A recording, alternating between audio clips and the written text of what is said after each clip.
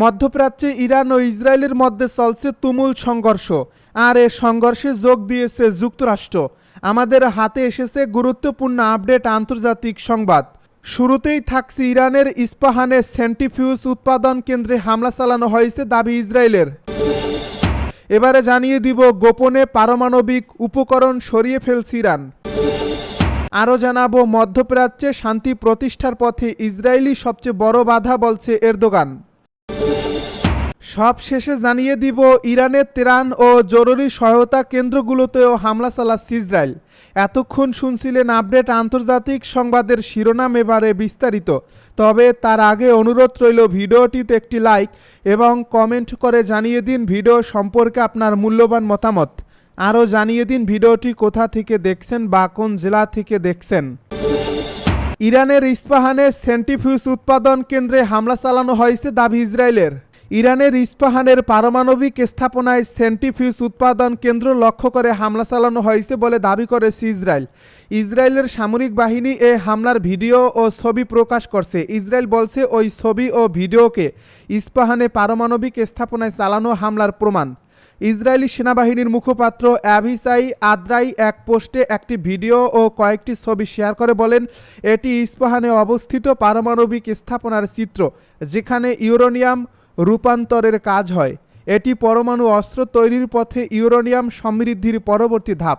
তিনি আরও বলেন, বিমান বাহিনী কেন্দ্রীয় এই স্থাপনার পাশাপাশি সেন্ট্রিফিউজ উৎপাদনে ব্যবহৃত ভবনগুলোকে লক্ষ্য করে হামলা চালিয়েছে। আমরা ইরানের পারমাণবিক প্রকল্পে হামলা অব্যাহত রেখেছি। প্রসঙ্গত, গত 13 জুন থেকে ইসরায়েল ইরানের বিভিন্ন স্থান, বিশেষ করে সামরিক ও পরমাণু স্থাপনাগুলোকে লক্ষ্যবস্তু করে বিমান হামলা চালাচ্ছে। এর জবাবে তেহরান ও তেল আবিব সহ ইসরায়েলের বিভিন্ন লক্ষ্যবস্তুতে ব্যালিস্টিক ক্ষেপণাস্ত্র ও ড্রোন হামলা শুরু করে। গোপনে পারমাণবিক উপকরণ সরিয়ে ফেলছে ইরান।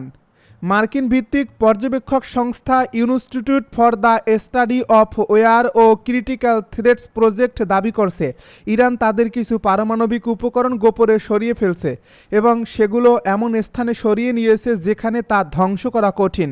আইএসডব্লিউ ও সিটিপির সর্বশেষ যৌথ মূল্যায়নে বলা হয়েছে, ইরানের ইসলামী বিপ্লবী গার্ড বাহিনীর একজন শীর্ষ কর্মকর্তা জানিয়েছেন, ইসরায়েলি হামলার আশঙ্কায় গুরুত্বপূর্ণ পারমাণবিক উপকরণ নিরাপদ স্থানে সরিয়ে ফেলা হয়েছে, যাতে সেগুলো ধ্বংস হওয়া থেকে রক্ষা পায়।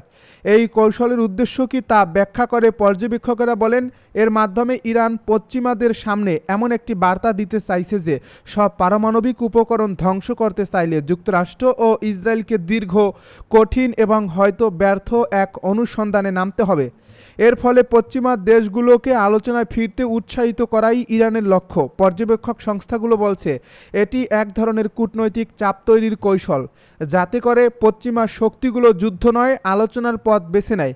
ইরান অবশ্য বরাবরই বলে আসছে তাদের পারমাণবিক কর্মসূচি শান্তিপূর্ণ উদ্দেশ্যে পরিচালিত। তবে ইসরায়েল ও যুক্তরাষ্ট্র দাবি করছে, ইরান গোপনে পারমাণবিক অস্ত্র তৈরির চেষ্টা করছে। আর এর জেরে গত 13 জুন থেকে শুরু হওয়া সংঘাতে ইসরায়েল ইরানের সামরিক ও পরমাণু স্থাপনায় বিমান হামলা চালিয়েছে এবং এর জবাবে ইরানও ইসরায়েলের বিভিন্ন লক্ষ্যবস্তুতে ব্যালিস্টিক ক্ষেপণাস্ত্র ও ড্রোন হামলা শুরু করে। মধ্যপ্রাচ্যে শান্তি প্রতিষ্ঠার পথে ইসরায়েলি সবচেয়ে বড় বাধা বলছে এরদোগান। তুরস্কের প্রেসিডেন্ট রিসেপ তাইয়েপ এরদোগান বলেছেন, যুক্তরাষ্ট্রের সঙ্গে নতুন পরমাণু আলোচনার ঠিক আগে ইরানের উপর আলোচনার হামলার লক্ষ্য হল আলোচনাকে নস্যাতের চেষ্টা। তুরস্কের রাজধানী ইস্তাম্বুলে ইরানের পররাষ্ট্রমন্ত্রীর উপস্থিতিতে এক কূটনৈতিক সম্মেলনে বক্তব্য রাখেন তিনি। এ সময় তিনি ইসরায়েলের হামলাকে সরাসরি ডাকাতি উল্লেখ করে এর নিন্দা জানান এবং অভিযোগ করেন যে দেশটি মধ্যপ্রাচ্যকে অস্থিতিশীল করার চেষ্টা করছে। তুরস্কের প্রেসিডেন্ট বলছেন, নেতানিয়াহু সরকার প্রমাণ করছে যে তারা এই অঞ্চলে শান্তির পথে সবচেয়ে গুরুত্বপূর্ণ বাধা। তিনি আরও বলেন, 13 জুনের হামলার মাধ্যমে নেতানিয়াহু সরকারের আসলে লক্ষ্য ছিল আলোচনা প্রক্রিয়াকে দুর্বল করা। এদিকে শুক্রবার জেনেভায় ইউরোপীয় প্রতিনিধিদের সঙ্গে বৈঠকের পর শনিবার ইরানের পররাষ্ট্রমন্ত্রী আব্বাস আরাগচি তুরস্কের ইস্তাম্বুলে কূটনৈতিক আলোচনা চালিয়ে যাচ্ছেন। ইরানের রাষ্ট্রীয় বার্তা সংস্থা তাসনিম জানিয়েছে, আরাগচি আজ সকালে তুরস্কে পৌঁছেছেন যাতে তিনি আরব ও মুসলিম বিশ্বের বিভিন্ন প্রতিনিধিদের সঙ্গে বৈঠক করতে পারেন। তাসনিমের এ প্রতিবেদনে বলা হয়েছে, আরাগসি বলেছেন, এই বৈঠকে ইরানের প্রস্তাব অনুযায়ী আমাদের দেশের উপর জায়নিস্টদের হামলার বিষয়টি বিশেষভাবে আলোচনা করা হবে। জায়নবাদ মূলত ইসরায়েল রাষ্ট্রের পক্ষে অবস্থান নির্দেশ করে। বর্তমানে ইহুদি রাষ্ট্র হিসেবে ইসরায়েলের সুরক্ষা, উন্নয়ন ও সম্প্রসারণে যারা বিশ্বাসী তাদেরকে জায়নিস্ট বলা হয়। ইরানের তেহরান ও জরুরি সহায়তা কেন্দ্রগুলোতে হামলা চালাচ্ছে ইসরায়েল। ইরানের জরুরি সেবা সংস্থার প্রধান জানিয়েছেন, দেশব্যাপী আবাসিক এলাকার পাশাপাশি চিকিৎসা ও ত্রাণ সেবার বিভিন্ন স্থাপনাগুলোকে লক্ষ্যবস্তু করেছে ইসরায়েলি বাহিনী। খবর আল জাজিরার। রাষ্ট্রীয় বার্তা সংস্থা IRNকে দেওয়া এক বিবৃতিতে জাফার মিয়াতফার বলেন, এখন পর্যন্ত দেশের বিভিন্ন অঞ্চলের 3টি ত্রাণ ঘাঁটি এবং 8টি জরুরি সহায়তা কেন্দ্রের অ্যাম্বুলেন্স মারাত্মকভাবে ক্ষতিগ্রস্ত বা ধ্বংস হয়েছে। তিনি আরও জানান, এই হামলায় বিস্ফোরণ ও এর ফলে সৃষ্ট আঘাতে জরুরি সংস্থার মোট 14 জন কর্মী আহত হয়েছেন, যাদের মধ্যে 2 জন গুরুতর অবস্থায় হাসপাতালে ভর্তি আছেন। প্রসঙ্গত, গত 13 জুন থেকে ইসরায়েল ইরানের বিভিন্ন স্থানে বিশেষ করে সামরিক ও পরমাণু স্থাপনাগুলোকে লক্ষ্যবস্তু করে বিমান হামলা চালাচ্ছে। এর জবাবে তেহরান ও তেল আবিব সহ ইসরায়েলের বিভিন্ন লক্ষ্যবস্তুতে ব্যালিস্টিক ক্ষেপণাস্ত্র ও ড্রোন হামলা শুরু করে। ইসরায়েলের সরকারি হিসাব মতে ইরানের হামলায় এখন পর্যন্ত 25 জন নিহত হয়েছেন এবং শতাধিক আহত হয়েছেন। অন্যদিকে ইরানের স্বাস্থ্য মন্ত্রণালয়ের দেওয়া সর্বশেষ তথ্যানুসারে দেশটি ইসরায়েলি হামলায় এখন পর্যন্ত 430 জন নিহত এবং 3500 জনেরও বেশি আহত হয়েছেন। ইসরায়েলি হামলায় ইরানের 5 হাসপাতাল ক্ষতিগ্রস্ত। ইরানি হামলায় ইসরায়েলের সোরকা হাসপাতাল ক্ষতিগ্রস্ত হওয়ায় দেশটির প্রতিরক্ষা মন্ত্রী ইসরায়েল কাতস তখন হুমকি দিয়ে বলছেন, ইরানের সর্বোচ্চ নেতা আয়াতুল্লাহ আলী খামেনিকে আর বেঁচে থাকার সুযোগ দেওয়া যায় না। অথচ সর্বশেষ তথ্য বলছে, ইসরায়েলি হামলায় ইরানের 5টি হাসপাতাল ক্ষতিগ্রস্ত হয়েছে। শুক্রবার ইরানের রেড ক্রিসেন্ট সোসাইটির প্রধান ইসরায়েলি হামলায় ইরানের 5টি হাসপাতাল ক্ষতিগ্রস্ত হওয়ার তথ্য জানায়। তবে ঠিক কোন কোন হাসপাতাল ক্ষতিগ্রস্ত হয়েছে এবং কখন এই ক্ষয়ক্ষতি হয়েছে তা স্পষ্ট নয় বলে জানিয়েছে CNN। যদিও ইরানের রাষ্ট্রীয় গণমাধ্যম জানিয়েছিল, ওই ক্ষেপণাস্ত্র হামলার মূল লক্ষ্য ছিল সোরকা হাসপাতালের পাশের একটি সামরিক স্থাপনা, হাসপাতাল নয়।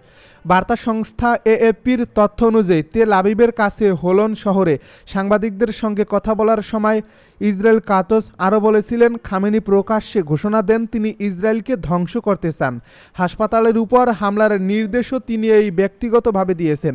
ইসরায়েল রাষ্ট্রকে ধ্বংস করা তার লক্ষ্য, এমন একজন মানুষকে আর বেঁচে থাকার সুযোগ দেওয়া যায় না। রেড ক্রিসেন্টের পরিচালক পীর হোসেন কেলি ভান্দো বার্তা সংস্থা ইরানকে বলেন, বিস্ফোরণের ফলে এই হাসপাতালগুলোর কাচের জানালা ভেঙে পড়ে এবং ধোঁয়ার কারণে অনেক রোগীর শ্বাসকষ্ট দেখা দেয়। তিনি আরও বলেন, হাসপাতালগুলো সরাসরি লক্ষ্যবস্তু ছিল না, তবে এই ঘটনাগুলো আন্তর্জাতিক আদালতে উপস্থাপন করা হবে, কারণ সংঘাতের সময় হাসপাতালে হামলা চালানো আন্তর্জাতিক মানবাধিকার আইনের লঙ্ঘন।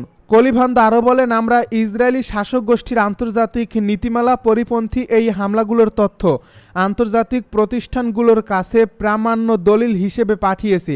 সোরকা হাসপাতালে হামলার জন্য ইরানের উপর দায় চাপালেও নিজেদের একই ধরনের অপরাধের বিষয়ে যেন মুখে কুলু পেটে আছে ইসরায়েল। কেননা গাজা এর চেয়েও অমানবিক হামলার সুস্পষ্ট নিদর্শন রেখেছে ইসরায়েল। নির্বিচার বোমা হামলায় গাজার স্বাস্থ্য ব্যবস্থা কার্যত গুঁড়িয়ে দিয়েছে তারা।